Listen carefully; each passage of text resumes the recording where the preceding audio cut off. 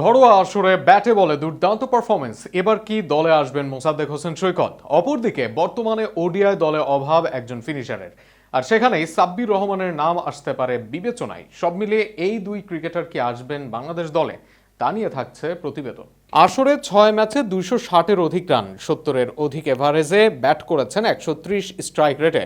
আবার বল হাতে 6 ম্যাচে পেয়েছেন 11টি উইকেট, বল করেছেন 4-এর কম ইকোনমিতে। এই মুহূর্তে ডিপিএল এর সেরা পারফর্মার বললে ভুল হবে না মোসাদ্দেক হোসেন সৈকতকে, যে সৈকতকে এখন দরকার বাংলাদেশের জাতীয় দলে। জাতীয় দলে এই মুহূর্তে নেই তেমন কোনো বড় ফিনিশার। মিডল ও লোয়ার মিডল অর্ডারে হৃদয়, আফিফ বা মিরাজরা ব্যাটিং করে থাকেন। এদের মাঝে কেউই বড় শট করতে সিদ্ধহস্ত নন। শেষ দিকে দ্রুতই কেউ তুলতে পারেন না রান, আর সেখানেই ভরসার নাম হতে পারেন মোসাদ্দেক হোসেন সৈকত।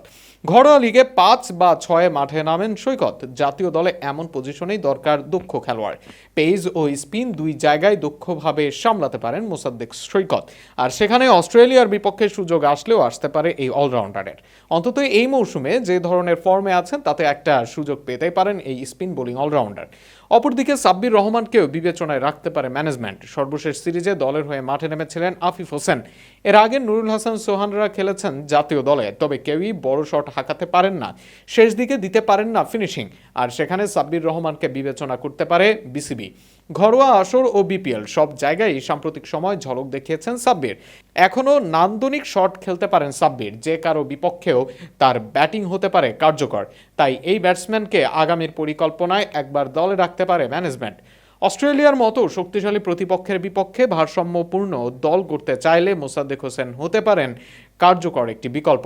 অন্তত চলতি মৌসুমে তার ধারাবাহিক পারফরমেন্স বিবেচনায় একটি সুযোগ তিনি প্রাপ্য বলেই মনে হচ্ছে। অপরদিকে শেষের ওভারগুলোতে দ্রুত রান তোলার সামর্থ্য সম্পূর্ণ ব্যাটারের খোঁজে থাকলে সাব্বির রহমান হতে পারেন একটি পরীক্ষিত নাম।